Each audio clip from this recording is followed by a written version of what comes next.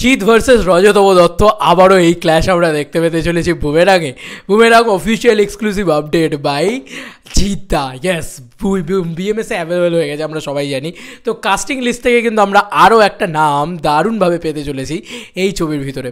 তো আমার এটা দেখেও খুব ভালো লাগলো। দেখো, জিৎ দা রজতব দত্ত দেখলেই মনে হয় যে জিদ্দা রজতব দত্ত সেই বস, চালা চালা চালা, আরে একটা মাথায় একটা পেটে, আর ভাই রজতব দত্ত হেভি করে।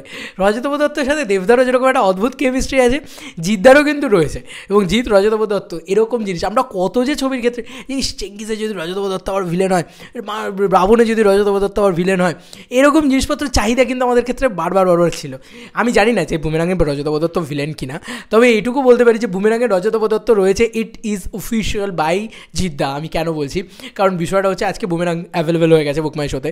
আমার মনে হলো, দেখো আমি এইটুকু তোমাদেরকে বলে দিই যে জিদ্দা আসবে আর আমি ভিডিও বানানোটা হতে পারে না। আমি বুমেরাং নিয়ে সুপার এক্সাইটেড, আমি প্রচুর পরিমাণে ভিডিও বানাতে চাই এই প্রজেক্টটাকে নিয়ে। তো বুকমাই শোতে যাবে। এখন তো দেখছি বুমেরাং তামিল বলেও আবার একটা লেখা বেরিয়ে যাচ্ছে, মানে এতগুলো বুমেরাং বলে ছবি তৈরি হয়েছে, আমি সত্যি মানে ভাবতে পারছি না কীরকম জিনিসপত্র হচ্ছে। যাই হোক, আমরা সার্চ ইঞ্জিনে যাব বুমেরাং 2024, যেটা পাশে ব্র্যাকেটে 2024 লেখা আছে, সেটাই জিদ্দার। এবং অলরেডি আমি শুধু ভাবছি ক্রেজ কাকে বলে। এইটুকু টাইমের ভিতরে 205 জন কিন্তু হয়ে গেল। আমি যখন মানে এমএফকে টিভিতে ভিডিওটা বানালাম তখন ছিল 134, এখন দেখি 205। আমি নিজেও দিয়ে দিচ্ছি অবভিয়াসলি ইন্টারেস্টেড।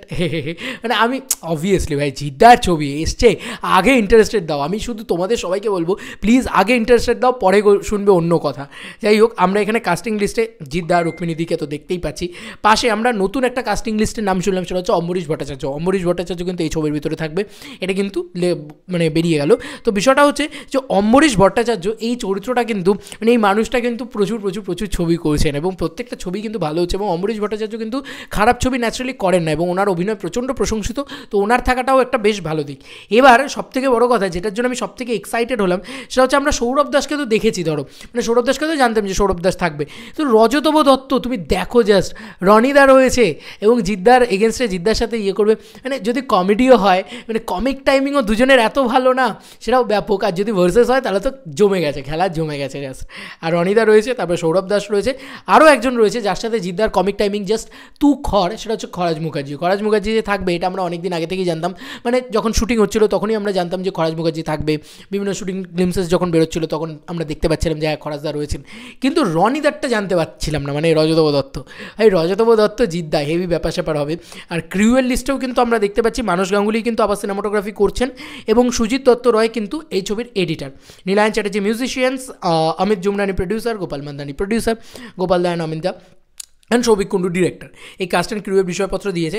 আর কি বুদ্ধিমত্তার সাথে দেখো এই জিনিসটা করা হয়েছে, কমেডি এবং সাইফাই জনারের ভিতরে কিন্তু এটা পড়ছে, জনারও বুঝিয়ে দেওয়া হয়েছে। আর একটা জিনিস কি বুদ্ধিমত্তার সঙ্গে করা হয়েছে, লিখেছে মানে সিনপসিস যেটা লিখতে হয় সেখানে গল্পটা কিন্তু রিভিল করেনি, দারুণ জিনিসপত্র করেছে। বলেছে Boomerang is a Bengali film movie starrer Jeet, Rukmini Maitra, Ambarish Bhattacharya and Rajatava Dutta is prominent role it is directed by Souvik Kundu.